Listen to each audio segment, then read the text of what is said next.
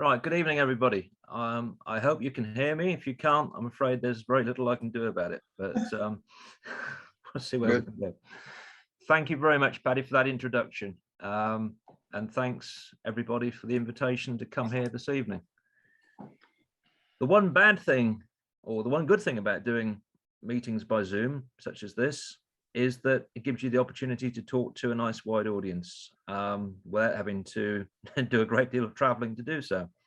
The very bad thing about it is the fact that I can't be with you in person, and so I can't get feedback straight from you, and I can't feel what it's like to have an audience straight in front of me.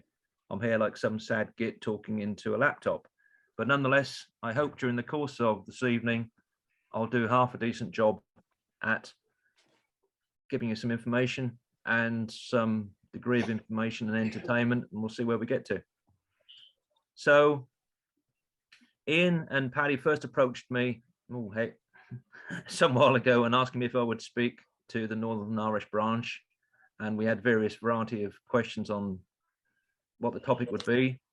And generally, the word was, we'd like to know all about the rules and regulations concerning agricultural vehicle transport and vehicles on the roads and how they've changed. Well, how long have you got is the answer to that. And it's impossible to cover that in an evening, but I'm going to sort of have a little dance around it this evening and see where we get to. So first off, the most important part of this evening, who am I and what do I do? Well, Paddy's already told you.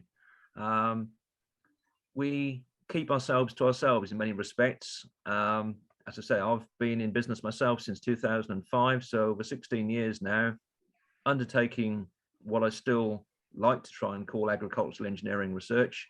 It involves a great deal more engineering consultancy now, increasingly so about various legislative aspects.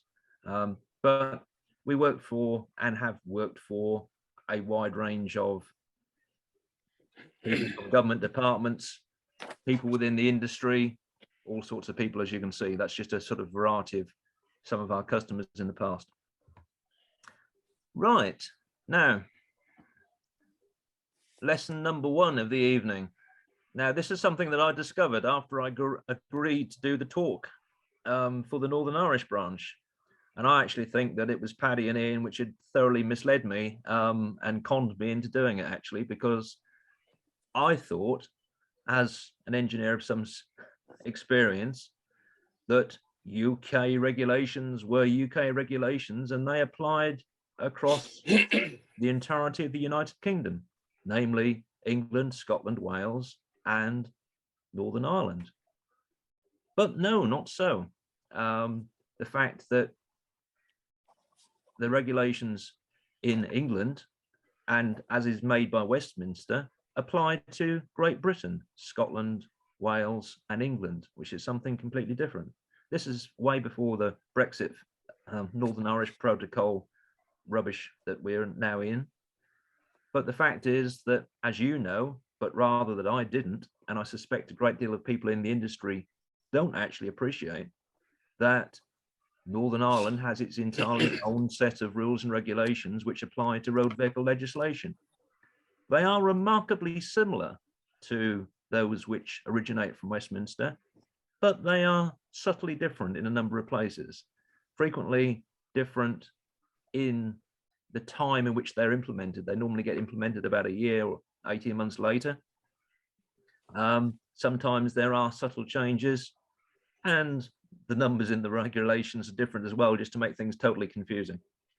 So I, as somebody that thought I knew something about road vehicle legislation, agricultural road vehicle legislation, thought I knew the situation, at least in the UK. I realized it was different in Southern Ireland, in the Irish Republic.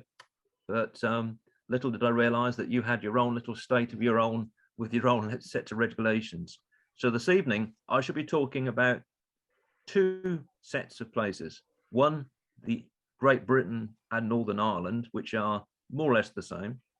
And then secondly, giving a little bit of flavour of what the regulations are in the Republic of Ireland, because there have been considerable changes there in the last 6 years, since 2015, and they will have potentially impact on some companies, I guess, who are working in Northern Ireland and selling equipment into Southern Ireland. So first off, rules. Nothing like a set of rules. We all like rules, or not, as the case may be. But there are a wide range of different types of rules, and it's important to actually appreciate how they interact with each other. Well, firstly, what is actually the purpose of road vehicle legislation? Well, it really breaks down into two different types. First and foremost, those which relate to the design and or the construction of vehicles. And then secondly, those which relate to the actual usage, the on-road usage of those vehicles. Sometimes those two can be mixed up. Sometimes they can be split apart and put in all different places. But essentially, those are the two basic requirements. So how are they actually met? Well, to begin with, you can have national legislation, and that's exactly as it says on the tin. It's what applies within the national boundaries. It's written by national governments. So, for instance, here in England, Scotland and Wales, we have Great Britain's road vehicle construction and use regulations.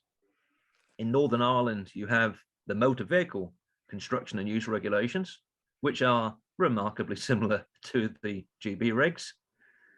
And then in the Republic of Ireland, we have the road traffic construction equipment and use regulations. You can see a common theme in all of those things, but they are all what's known as national legislation. They apply when a piece of equipment is manufactured within national boundaries and then sold for use in those national boundaries. If it's used on the road, it needs to comply with those regulations. It needs to be built according to them and be used according to them. There are other regulations as well, vehicle lighting regulations and registration regulations and so on, but generally that's the way it works. Okay, so that's national legislation. That's the end of it, is it? No, no way. We also have European type approval legislation. Now, I guess many of you may have heard of this, or perhaps heard the term the mother regulation. There's nothing new about European type approval. And here is generally the thing. Imagine the situation if you were a manufacturer that wanted to build a product, say design and build a tractor, and sell it into a number of different European Union member states.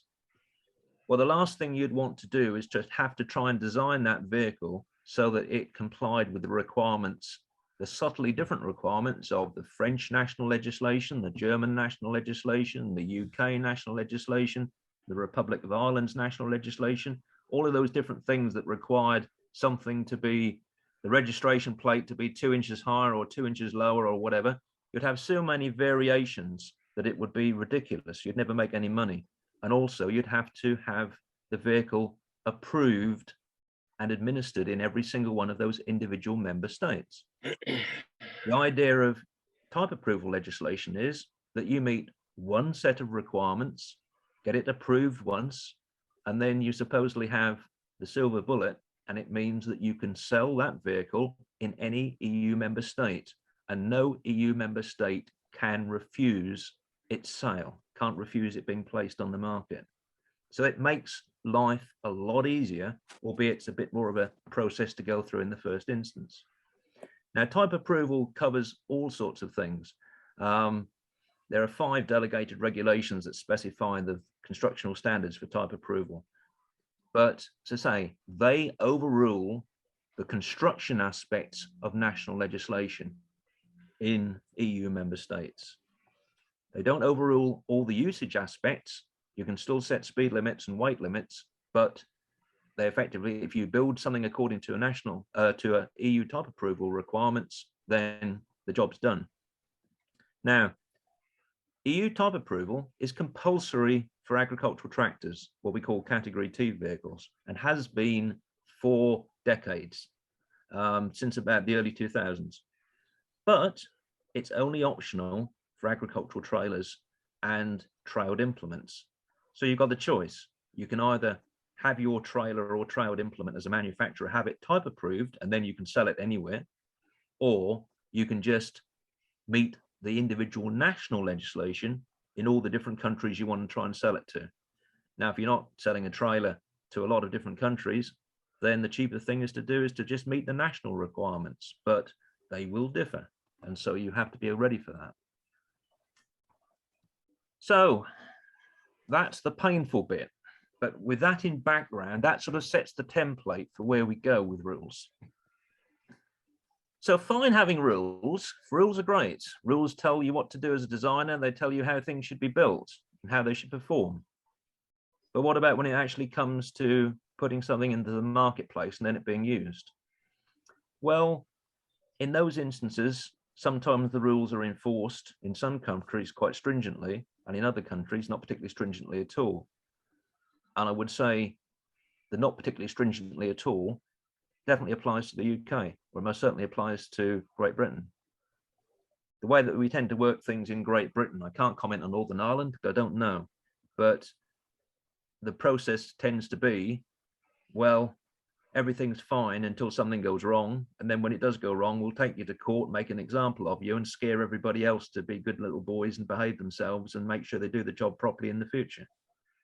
And that really might sound cynical, but is essentially the way that it works. And it has worked quite effectively because generally agricultural vehicles don't cause too many road fatalities compared to other types of vehicle on the road. But of course, there are so many fewer agricultural vehicles on the road anyway. Of interest, though, all road vehicle accidents in the UK, the numbers of road vehicle accidents have been diminishing substantially for all different types of vehicles in the last decade, with the exception of agricultural vehicles that have been diminishing at a much slower rate. So therefore, effectively, they have increased. Secondly, if you're in an accident with an agricultural vehicle, you are 3 times more likely to be killed. So consequently, as one can imagine, the consequences of being involved in an accident with an agricultural vehicle, be it as a driver or as a driver of another vehicle, are substantially worse. But generally, the total, dare I say it, body count is not so great as to cause substantial action at present on the part of the enforcement fraternity. Okay, so what's happening as far as, oh, well, I've got a spelling mistake already. As far as tractor trailer transport today in Great Britain, again, I'm commenting on Great Britain because I'll be perfectly frank, I don't know the situation in Northern Ireland. Well, this is what we've found in my homeland, so to speak. Farm businesses are changing. We're seeing fewer but larger tractors gradually travel further and further on road to perform operations over a greater geographic area. We're seeing amalgamations of farm businesses, and that's only going to change, or it's only going to accelerate as we see the reduction in farm support payments to the point whereby there's more contract farming going on. There are fewer larger farms. They're using bigger tractors. They're carting on the road over a bigger distance to cover the area they've got to. Surveys we've done show the majority of on-road transport operations, ag transport, are performed by tractors in the 150 to 300 horsepower bracket. Such things would have been seen as vast 15 years ago.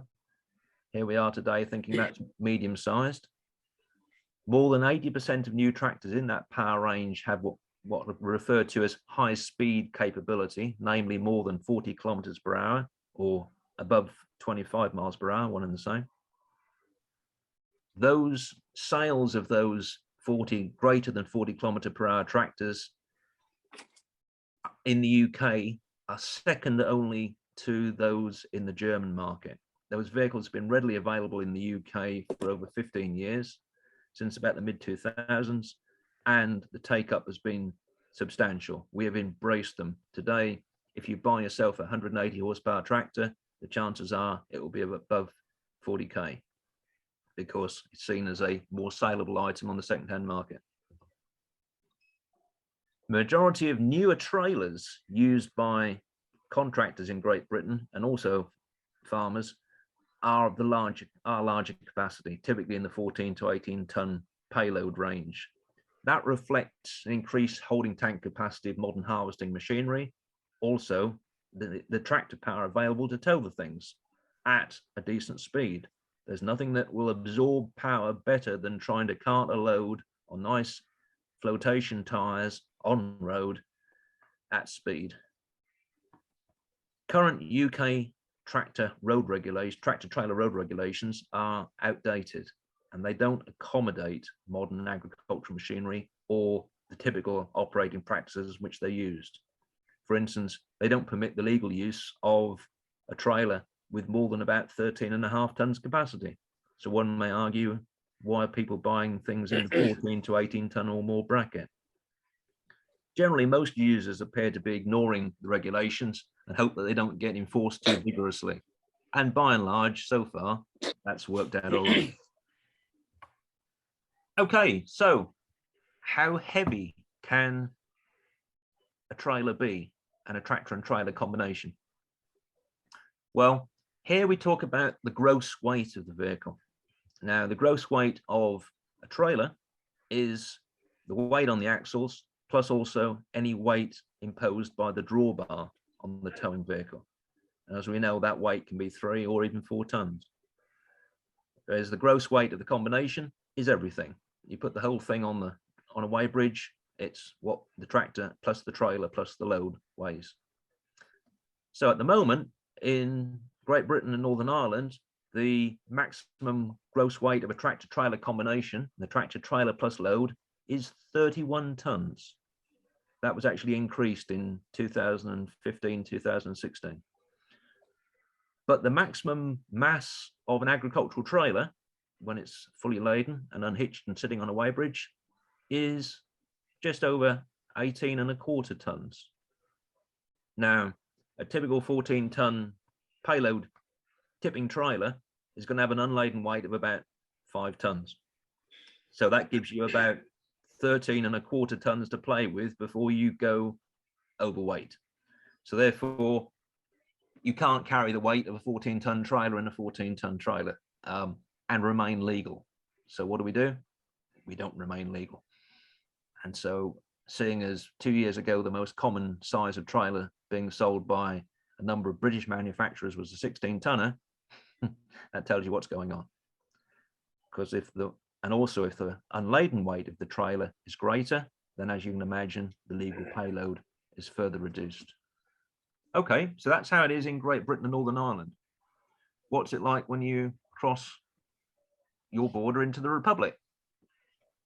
Well, dare I say it, the Road Safety Authority grasped the nettle rather firmly back in the early part of the last decade, about 2013, 2014, and totally revised their regulations and quite substantially changed their maximum weight limits and a lot of other requirements as well. And in terms of actually doing a decent job of it, they didn't do too badly, in my engineering opinion. So in the Republic of Ireland, we've got 2 cases for a start. They actually consider a different case for a tandem axle trailer and a triaxle trailer. In the UK, you don't. You've got one weight applies to the lot. So there's no benefit in having a triaxle in the UK because it's just another axle and more steel work to increase your unladen weight. But in Southern Ireland, the maximum gross weight of the trailer firstly depends upon the tractor-trailer coupling, whether it's a pickup hook and ring, which can take up to 3 tons or is permitted to take up to 3 tons drawbar load, vertical load on the drawbar, or a ball and spoon coupling, which they will permit to take up to 4 tons. It also depends on the axle spacing, the suspension type, and the tire size of the trailer. Larger axle spacing, better suspension, wider tires, and you can go up to 10 tons per axle. So consequently, depending on the combination that you've got, the maximum weight of an unbalanced tipping trailer, such as those shown there, which put a load on the tractor, for a tandem axle is 19 to 24 tons, and for a triaxle is 24 to 34 tons. So we're talking quite substantial weights there. But then we are talking quite remarkably long vehicles as well. So I hope they've got some large roads down in that part of the world. Okay, so that's trailers. What about trailed implements? I had one person say to me quite recently, "Oh yeah, well, if it's got a PTO shaft, it's an implement, and there's no weight restrictions applied to implements either. They can be as heavy as they like. So if I have a damn great slurry tanker with 3 axles and a PTO shaft, we're fine." No, where did that come from? In actual fact, that's quite the opposite. The maximum in the UK, in Great Britain and Northern Ireland, the maximum weight of a tractor and trailer, tractor trailed implement when laden is 31 tons, exactly the same as the tractor and trailer. However, the maximum weight of a trailed implement on its own is only 14.25 tons or thereabouts. The minute that a trailed implement, a laden trailed implement, goes above 14.25 tons gross, it automatically becomes a trailer, and then it can go up to 18.25 tons thereabouts. Okay, fine, that's no problem. So it becomes a trailer. Well, when an implement becomes a trailer or is then reclassified as a trailer, it then has to meet much more stringent braking requirements than a trailed implement. So that is an important thing to bear in mind. So most large trailed implements will be considered as trailers, or at least be pushing on the trailer boundary, and so would need to meet those additional braking requirements and a few other requirements as well. So there's business about, okay, if it's got a PTO shaft, it's exempt. No, that's rubbish, complete rubbish. Right, next thing, how fast can it travel? Well, again, in the United Kingdom, Great Britain and Northern Ireland, the actual maximum road speed for an agricultural tractor has been 40 miles per hour, not 40 kilometers per hour, but 40 miles per hour, 65k, since 1986. But unsuspended tractors aren't permitted to exceed 25 miles per hour or 40k. And that was raised to that level from 20 miles per hour as recently as 2015, or in Northern Irish legislation, 2016. If you want to go above 40k in the United Kingdom, you have to have full suspension, better brakes, ABS, and a variety of other features as well, many of which most modern tractors have, but they don't have suspension on the front axle and also the rear axle. The only 2 vehicles I know that do is either a JCB Fast Track or Unimog. And so, in theory, those are the only tractors which are legally permitted to go above 40k. But of course, everybody goes above 40k with conventional tractors and largely doesn't get pulled for it. So modern conventional tractors with a front suspension capable of traveling at 30 miles per hour, 50k or more, are not recognized by current United Kingdom road vehicle legislation. It's then, of course, up to the police enforcement fraternity to penalize you if you are caught to be speeding. But those modern conventional tractors, suspended front axle but rigid rear axle, are recognized by the Republic of Ireland road vehicle legislation. And subject to additional plating and performance requirements, they are permitted to travel above 40k. I don't know if there's a maximum top limit because I haven't looked into that, but at least a 50k tractor is actually recognized, but you have to have a sticker on it. It has to be within its design speed, and the vehicle that you're towing with it, the trailer you're towing with it, has to be plated and approved for use at above 40k. So there are quite a number of checks and balances which have to be put in place, but at least the system is there to be put in place. It's not there at all in the UK. If all else fails, the great British way of putting our head in the sand and refusing to face facts will see us through. Okay, so weight, speed, what actual effect does that have on vehicle design? A word from my sponsor. Your new trailer might be a bit larger and heavier than the last one, or your new tractor might be able to travel faster than the old one. Where's the worry? What difference does it make? You would expect that the tractor and trailer braking systems will have to work a bit harder than they did before. But will adding more weight or increasing the speed have the same effect on the vehicle's brakes? Surprisingly not. Speed has a much greater effect. This is a tractor-trailer combination, weighing 20 tons and travelling at 20 miles per hour. But what effect would increasing either the weight or the speed have on the vehicle's braking load? If we increase the weight by 50%, up to 30 tons, the vehicle's braking load would also increase by 50%, or 1.5 times more. Alternatively, if the tractor and trailer stayed at the same weight, but travelled 50% faster, then the braking load would also increase, but this time by 125%. That's 2.25 times more. So increasing speed has a much greater effect on braking load than increasing weight. The reason I highlight that is because agricultural vehicles, at least in Great Britain, are breaking the current legislation left, right, and centre in terms of speed and in terms of mass. There's no question about it. But it's dangerous to fall into the concept that, oh well, we're bending the rules on that one, we're bending the rules on this one, we'll just get on with it and everything will be fine. Well, it may be fine, but you've got to bear in mind the additional loadings that it puts on the vehicle systems, and the vehicle systems might not be designed to actually accommodate those loads. The main one being the vehicle braking system.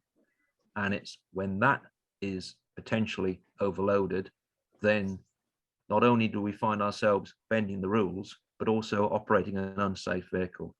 There, the risk of something going wrong then increases dramatically, and the risk of serious trouble, possibly even imprisonment, is a real possibility as well. Your new trailer. Oops, sorry. So, talking about braking systems, which is an area which I get involved with quite heavily. What is actually required? Well, key thing to appreciate is the braking system is a little bit like a chain, in terms of, you can imagine somebody sitting in the tractor cab, putting their foot on the brake pedal to try to apply the brakes, which indeed it will then apply the tractor brakes on the rear and also probably on the front axle as well. But at the same time, then the trailer has to be braked. And what's more, the trailer is carrying a lot more weight on those two wheels than is sitting on the tractor. So the linkage between the tractor braking system and the trailer braking system and the control of those brakes on the trailer axles has to be really, really good. That relies heavily upon this relay valve in the middle, the tractor trailer brake valve, which effectively sends a control signal back to further valves, relay valves and control valves on the trailer, which then apply the brakes.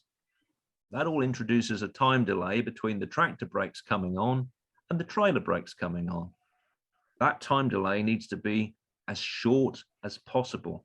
Otherwise, the tractor brakes end up doing all the work. So linking two disjointed systems to try and act as one and carry an equal share of the braking load is a very, very important thing to try and do.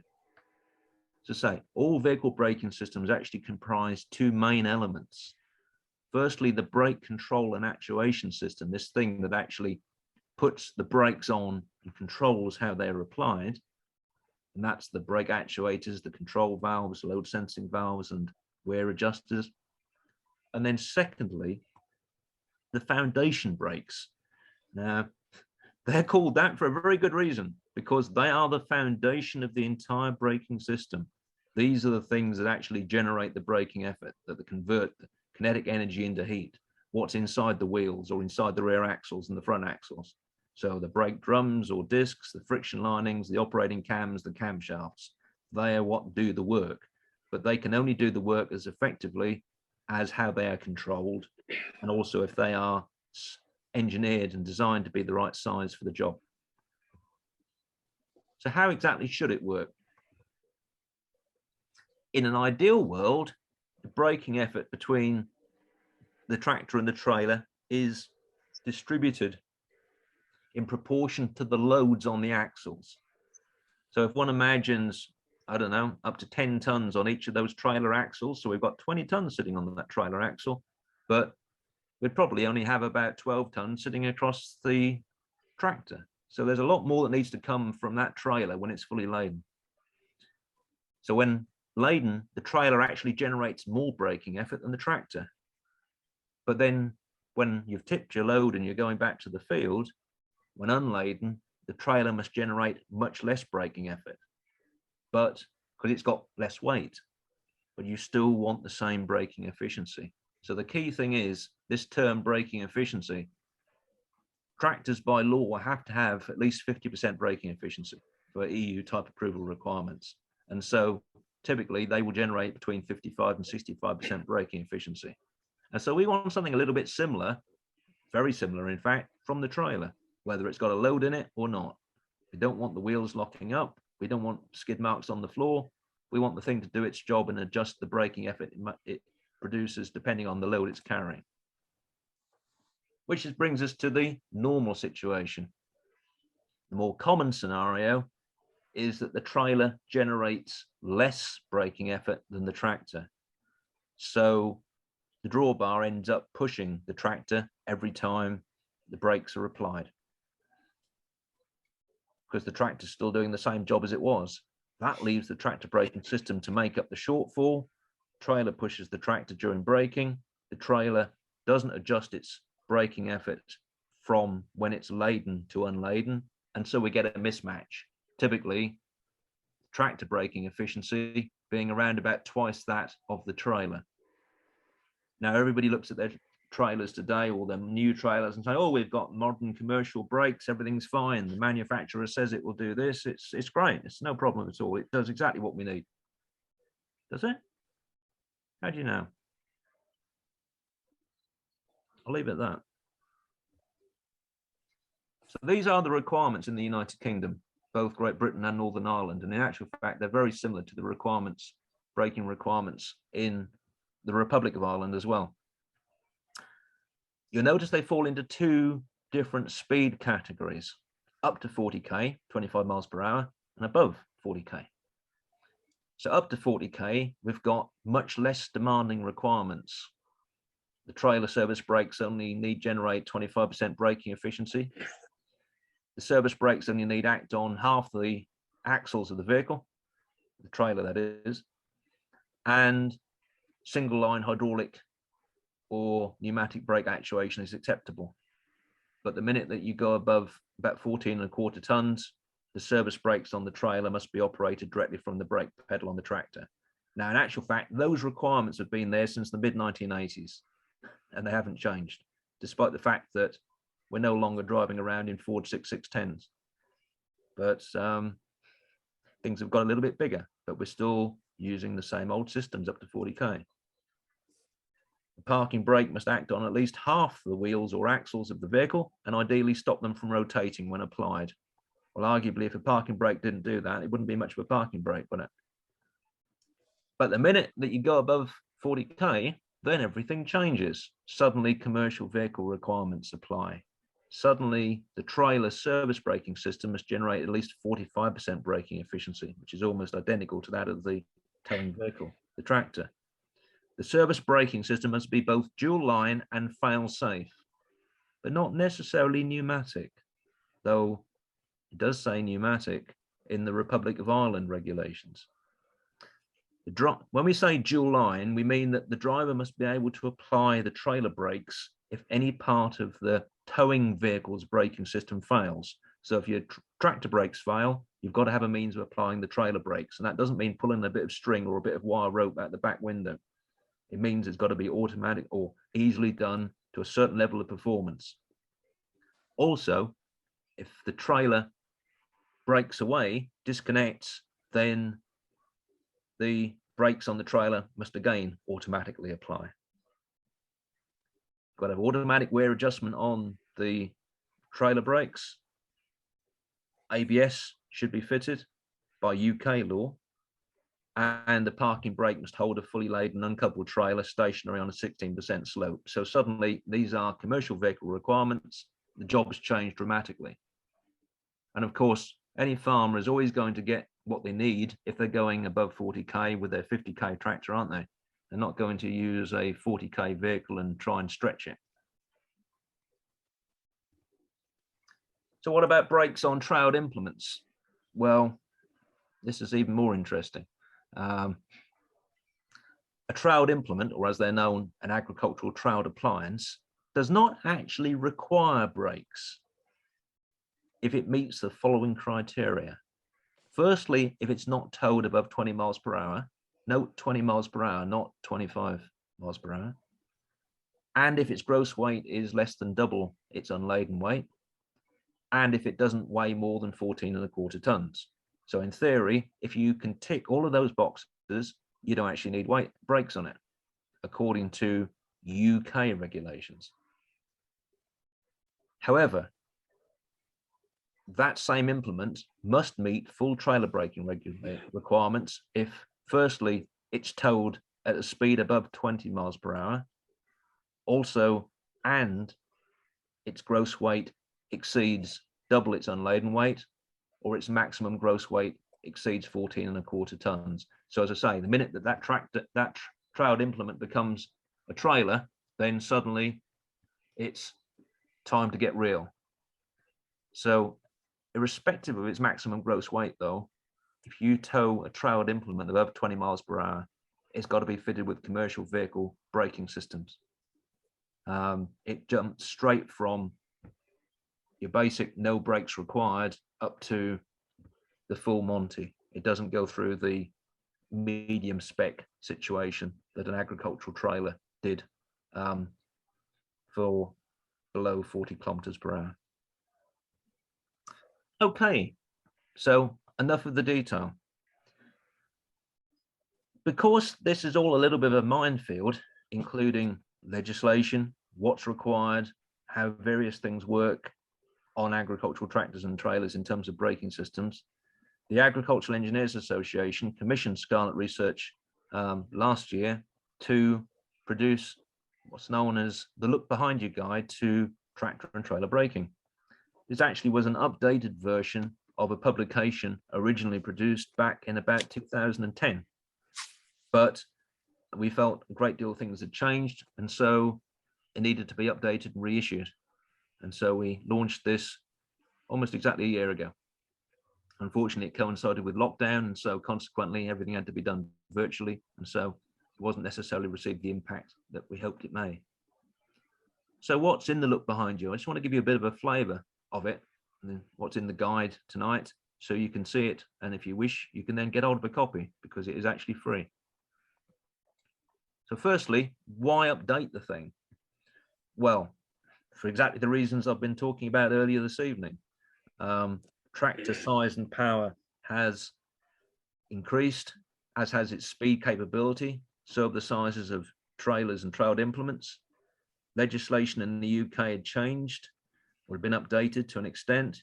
UK braking legislation, EU braking legislation had been introduced, and also trailer braking systems on farms had become better, but also more complex and weren't necessarily entirely understood. Today, as we mentioned, vehicle combinations are larger and faster. The demands on their braking systems are greater. Their braking systems are more complex, but unfortunately, the desirable performance characteristics of those systems aren't always appreciated by users and people that actually buy them, and also who maintain them. System operation and maintenance requirements are not always fully understood, as I mentioned, and also overall there was a big need to raise awareness in the marketplace, mainly amongst the following target readership. That was farmers, farm managers, tractor drivers, farm mechanics, agricultural dealership technicians, anybody who might either purchase a trailer or a trailed implement, influence a purchasing decision, actually use the equipment, or be involved in its maintenance. Because you know the old story, trailers, trailed implements, they're simple things, you know, you don't need to read an instruction book for those sorts of things. We've got a laptop to do the diagnostics on the tractor. We don't want to be messing about with that. You know, anybody can do that.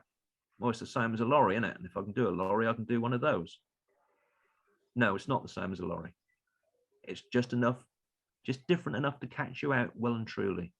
That's the fact of the matter, I'm afraid. So you do have to be careful. So what was the purpose of the look behind you? Say, concise technical overview. It runs to some 40 pages.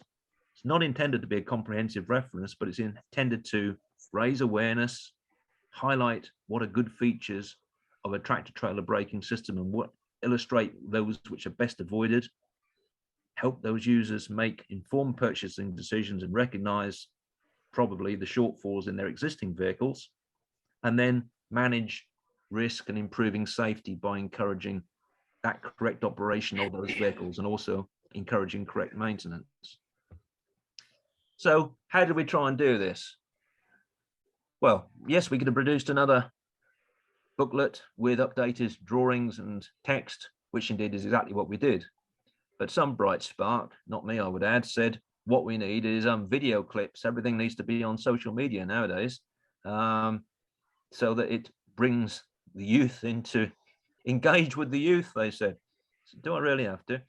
But I wasn't given the option. So consequently, at the start of each chapter section, you know, on a given subject, we have a video clip of about a minute in length, which highlights the issues covered in that section and poses questions to the reader and tries to encourage them to read on and get the detail information from within the text.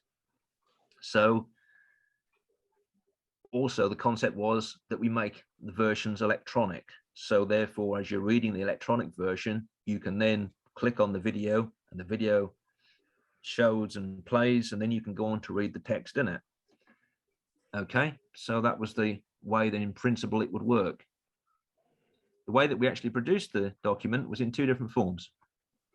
Firstly, an electronic form, either as an interactive PDF or as an EPUB, what's known as an ebook version, which people read on Kindles and the like. And the good thing about that was you could actually embed the video clips and animations that we used in the sections into the document, into the electronic document. So once you actually downloaded it, you can play the videos without any internet access. Once you've got it for life, and we made versions suitable for PCs and tablets so that it could be used in different formats, and you can see some of the pictures of them there. Alternatively, we also produced a conventional PDF version, and that's fine. But in that instance, the video clips are hosted by YouTube, and you require internet access to view them. But within that video, within those hard copy versions, they have a QR code which you can scan with a phone, and then it again will take you, or phone or tablet, take you straight to the YouTube video, so you can still see the video on your tablet whilst you're actually reading the hard copy book. So it was there to try and take that information in its most convenient a form to the reader. So those are some of the companies that actually sponsored the guide from the industry. Each of them stumped up a certain amount of money, and the AEA stumped up the rest to pay quite considerable development costs. And we're talking many, many thousands of pounds to actually put this out there in the marketplace. I say put it out in the marketplace because there's no revenue that it gains at all. It's purely done for free. It's there to help the user, no other purpose at all. So talking about the look behind you and something else which has come on in recent years, tractor roadworthiness testing. this has been a change to legislation in the latter part of the last decade. As far as the Great Britain was concerned, and soon after Northern Ireland, it became a legal requirement from around about 2018, 2019. But only for tractors used for non-agricultural haulage purposes, namely those using white diesel are not eligible to be taxed, as an agricultural vehicle. Also, it only applies to those vehicles if they are faster vehicles, namely if they can travel faster than 40k. Also, it only applies to those vehicles if they're hauling goods more than 15 miles away from their operating base. And that operating base hasn't necessarily got to be the place where they're registered. So all of those stipulations, the non-agricultural haulage, faster than 40k, working further than 15 miles away, must be met for you to actually require a roadworthiness test, an MOT test for a tractor. So it doesn't apply to agricultural tractors, but it may apply to what looks to be an agricultural tractor that's being used for a non-agricultural purpose. In fact, if it's being used for a non-agricultural purpose and it's going faster than 40k and further than 15 miles, then it does apply. Now, it doesn't apply to agricultural tractors, as I've said, and also it doesn't apply to agricultural trailers. And there's a subtle, important aspect of the law there, because by classification, an agricultural trailer is only an agricultural trailer when it's being used for the purposes of agriculture, horticulture, or forestry. It doesn't matter who sells it to you, it doesn't matter who designed it for you, but the minute that you start using it for non-agricultural purposes, it's no longer an agricultural trailer. Now, okay, you think, well, what does that matter? Well, the minute that it is no longer an agricultural trailer, it becomes a commercial trailer and then must meet all the requirements of a truck, including workshop inspections, annual MOTs, the full game, the full Monty, ABS, everything. Whether anybody ever goes around and enforces this remains to be seen, but that is the legal position.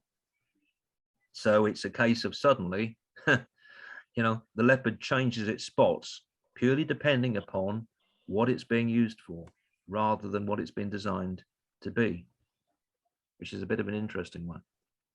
So returning to the tractors, this MOT requirement was actually the UK enactment of an updated EU road vehicle roadworthiness directive for trucks, cars, lorries, buses, and motorbikes. And it was intended to be about somewhat a light touch. And vehicles, eligible vehicles in theory, were to be tested at HGV goods vehicle testing stations. Now, I know DVSA don't do it for you in Northern Ireland, it's another organisation, but effectively where trucks are tested, they would also test these tractors, however many may be submitted for testing. But there's a bit of a sting in the tail, because if you think, okay, I'll be proper, I'll do the job properly, I'll submit the thing for testing and get an MOT on it annually just to show I'm right. Well, in actual fact, you don't need a test annually. I should have said that. You need a test after the thing is 4 years old, and then every 2 years thereafter. But to be submitted for testing, however, of course, the vehicle must meet all the requirements required for traveling faster than 40k, because it's only applies to faster vehicles. So consequently, it's going to have high performance brakes, ABS, front and rear suspensions. As it's being used for haulage, it's got to have a tachograph. It will potentially be subject to driver's hours, operating hours regulations, and will potentially require the driver to hold an HGV license because it's no longer an agricultural vehicle. So suddenly, as you can see, what would you do? Put your head above the parapet and say, here I am, I think I ought to do the job properly, or keep hidden. Difficult one, isn't it? So that's the tractor MOT side. What about the trailers? I mentioned about the fact that there's no mandatory regulatory requirement for tractor or trailer testing or agricultural trailer inspection and testing. But what about braking system or actual vehicle inspection, testing, maintenance for agricultural trailers? Well, again, a word from my colleague. Facts. Every owner and user of vehicles that travel on UK roads have a legal duty to maintain those machines in a safe and roadworthy condition at all times. It doesn't just stop there. If machines are used in the field and never go on the road, they still have to be maintained and kept in a safe condition. So it's absolutely essential you inspect and maintain the tractor and trailer braking systems. Okay, you do that. Is that enough? Do you know if those braking systems are actually going to perform and deliver the necessary level of efficiency that you require in order to be safe and legal? The truth is you don't. So what do you do? What's the answer? The guide shows you ways in which those questions can be answered. That was an introductory video, as I'm sure you guessed, from Look Behind You, and the answers are in the guide. How do you get it? Here we are. If you go onto the AA website, you can download it. Just all you need to do is Google Look Behind You, and you'll find the way to the AA website. There's a dedicated web page. Alternatively, on that web page, you can request a hard copy and put in your details. I don't think you're going to get any further publicity information sent to you of any nature. It's just a way of them being able to find an address to put on the envelope to send it to you. That's what Gareth says anyway, and I've every reason to believe him. But